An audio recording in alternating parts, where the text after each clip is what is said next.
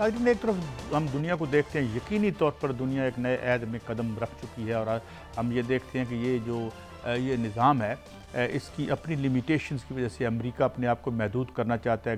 Green land उधर Mexico और वहाँ तक महदूद होकर रह जाना चाहता है और दूसरी तरफ वो नेटो से भी पीछा छुड़ा रहा है, जबकि यूरोप जो है उसकी समझ नहीं आ रही कि जो कीयर कारमर हैं वो इस तरह का क्यों इस तरह का स्टैंस ले रहे हैं एंड उस वक्त में जबकि जो बरतानिया के अवाम बुरी तरह से शदीद माशी प्रेशर में। आज मेरी बात हो रही थी एक जर्नलिस्ट जो अमेरिका से बरतानिया से आए हुए थे, वो बता रहे हैं कि आम आदमी की हालत ये है कि अब लोग जब हीटिंग ऑन करते हैं तो दिन में 2-2 घंटे बंद कर देते हैं, उनके पास पैसे नहीं है देने को। ये हालत हो चुकी है।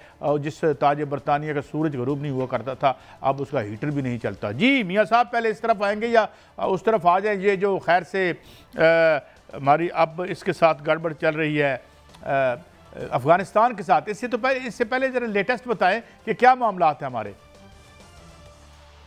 देखें कायद साहब, अफगानिस्तान के साथ तो हमारी गड़बड़ जो है वो काफ़ी अरसे से चल रही है, क्योंकि पाकिस्तान ने हमेशा अफगानिस्तान को कहा है कि उनकी सरजमीन दहशत गर्दों के लिए इस्तेमाल हो रही है और दहशत गर्द वहाँ से पाकिस्तान में दरअंदाजी करते हैं। अब कल की बात है कि जो 28 फरवरी को जो एक ऑपरेशन किया था सिक्योरिटी फोर्सेस ने और मुठभेड़ हुई थी दहशत गर्दों के साथ और वहाँ पर दहशत गर्द जहन्नुम हासिल किए थे। उनमें से एक दहशत गर्द जो है वो अफगानिस्तान के सूबा मैदान से निकला और इस तरह के कई जब दहशत गर्द जो है हलाक किए जाते हैं तो उनमें अफगानी दहशत गर्द जो है वो निकलते हैं और पाकिस्तान जो है वो हमेशा से यही उनका मौक़िफ़ रहा है, हमारे फॉरेन ऑफिस का भी और सिक्योरिटी फोर्सेस की जानिब से भी, कि अफगानिस्तान जो है वो उसकी अबूरी हुकूमत ये यकीनी बनाए कि वहाँ पर दहशत गर्द जो है वो उनको पनाह ना मिले। लेकिन अफगानिस्तान की पूरी अबूरी हुकूमत जो है इस हवाले से बिल्कुल उनके कानों पर जो है वो जू नहीं रेंग रही। हालांकि आपस में उनकी लड़ाई इतनी बढ़ गई है कि कंधारी ग्रुप और जो हक्कानी ग्रुप है उनकी शदीद इस वक्त जो है वो लड़ाई चल रही है। जो हक्कानी ग्रुप के बहुत से लोग जो हैं वो मुल्क छोड़ चुके हैं और कंधारी ग्रुप जो है वो वहाँ पर अपनी डोमिनेशन जो है वो यकीनी बनाना चाह रहा है और जो अमरीकी असला वहाँ पर मौजूद है उसका बेदरेग इस्तेमाल किया जा रहा है। और अमरीका ये सोच रहा है कि अब जो मेरी बात हुई कि अमरीका की जानिब से ये खबरें आ रही हैं कि अमरीका खुद जो है वो इस खित्ते में बाकायदा तौर पर दोबारा आने की सोच रहा है ताकि वो अपने असले को भी महफूज करे और उस असासे को भी महफूज करे जो कि यहाँ पर वो छोड़ गया था। और इस हवाले से भारत की जो है वो अफगानिस्तान के अंदर कायद साहब बहुत सी इन्वायरमेंट जो है वो बढ़ चुकी है। भारत ना सिर्फ वहाँ पर अफगानों को वहाँ ट्रेनिंग दे रहा है बल्कि वहाँ पर जो है बेदरेग मियां साहब थोड़ा सा पैसा भी जो है वो बहा रहा है। हमारे पास वक्त कम है तो थोड़ा सा हम नाज़रीन आपको ये भी बताते चलें कि ये जो वाक़या हुआ है इस पर मैंने थोड़ा सा काम किया है अपने तय।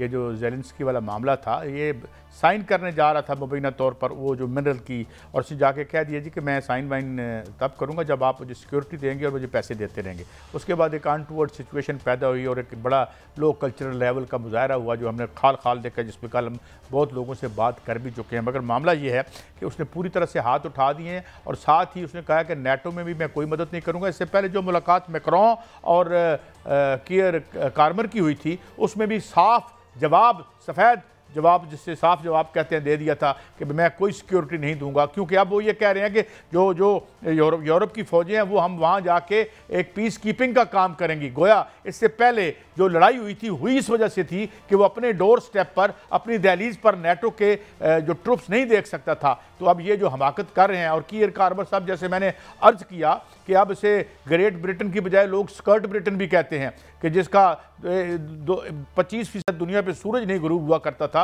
आज ये मामलात हैं।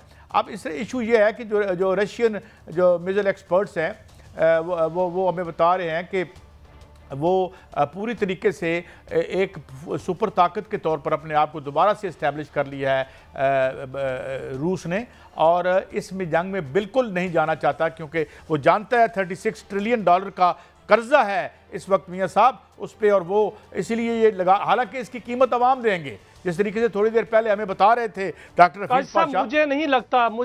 मुझे नहीं लगता कि यूक्रेन जो है वो जंग जो है वो जारी रख सकेगा। हालांकि बरतानिया ने उनको पैसे दिए हैं, उन्होंने 5000 जो मिसाइल खरीदने के लिए उनको पैसे दिए गए हैं, उनको $2 अरब भी जो है वो बरतानिया ने दिया है। लेकिन मुझे लगता नहीं है कि यूक्रेन जो है वो चंद दिन निकालेगा, क्योंकि जो पुतिन है उसने बड़ी तैयारी कर ली है। उसने सिर्फ ये नहीं कि वो यूक्रेन पर जो है वो जंग जो है वो जीत चुका है, बल्कि उससे आगे बढ़ने का भी उसने फैसला कर लिया है।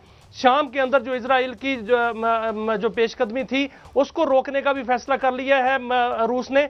और इस हवाले से पुतिन ने एक बहुत बड़ी स्ट्रेटजी जो है वो बनाई है, और वो स्ट्रेटजी ये है कि यही वजह है कि जो बरतानिया के वजीर आजम काज साहब वहाँ कह रहे थे, उन्होंने हाउस ऑफ कॉमन से खिताब किया। उन्होंने कहा कि जो रूस जो है वो हमारे आसमानों पर भी उनका खतरा मंडला रहा है और पानियों पर भी खतरा मंडला रहा है। इसलिए रूस ने तमाम तर मामला और तमाम तर हिकमत अमली जो है वो मुरतब कर ली है, क्योंकि रशिया जो है वो ये चाह रहा था कि यहाँ पर यूक्रेन में अमन कायम हो जाए, और जो इलाके उसने वहाँ पर लिए हैं, वो जो रूस क्लेम करता है कि उसके अपने इलाके हैं, वो रूस के पास रहे और बाकी इलाकों में जो अमेरिका जो अपनी मादनियात के तौर पर जो है वहाँ पर आ जाए। लेकिन ऐसा नहीं हो सका, जिसकी वजह से जो यूरोप है वो रूस के यूक्रेन के पीछे तो आया है, लेकिन यूरोप के पास इतना पैसा नहीं है, ना उसके पास इतना सरमाया, ना उसके पास फौज है। सिर्फ बरतानिया और फ्रांस की फौज है। क्या बरतानिया और इजाफा कर दूं कि EU कमीशन जो है उसने प्रपोज किया है कि जॉइंट बॉरोइंग हम करेंगे 800 बिलियन यूरो की।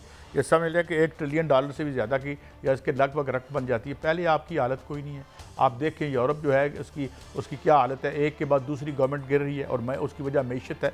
आपने देखा कि जो सबसे बड़ी मैशत है वहाँ की जर्मनी, उसका हाल ये है कि उसकी ऑटो इंडस्ट्री के जो है गले पड़ गया है चाइना, और वो फोक्सवैगन वहाँ पे छांटियाँ हो रही हैं, फैक्ट्रियाँ बंद हो रही हैं, एक के बाद दूसरी गवर्नमेंट गिरती है और ये जंग के तबल बजा रहे हैं। ये हैव दे गॉन मैड, ये पागल हो चुके हैं। अगर अमेरिका अपनी फायर पावर के साथ रूस को नहीं रोक सका तो यूरोप कैसे रोकेगा, जो कि बहुत स्मॉलर और छोटी यानी एक फौजी ताकत है रशिया की निस्बत। तो मेरे ख्याल में एक बिल्कुल पागलपन है, जिसके इस हवाले से तो मैं कहूँगा कि ये सेनर है, थोड़ी सी को अकल इसमें ज़्यादा है, इसको अपनी हालात का अंदाज़ा है। इसको अंदाज़ा है कि जनाब हम $36 ट्रिलियन के मकरूज हैं और 33 ट्रिलियन या 30 ट्रिलियन डॉलर की हमारी पूरी मैशत है। तो वो उसको हालांकि जिस आमकाना तरीके से इस सारे को ऑफसेट करना चाहता है, उसकी कीमत तो अमेरिका के अवाम देंगे, क्योंकि अगर टैरिफ आप करते हैं तो टैरिफ जो है वो बिजनेसमैन तो नहीं देगा, ना ही इंपोर्टर देगा, ना ही एक्सपोर्टर देगा, वो उस प्रोडक्ट की कीमत में डाल के उसको नीचे कर देंगे और वो अमेरिका के अवाम ही दे रहे होंगे। तो एक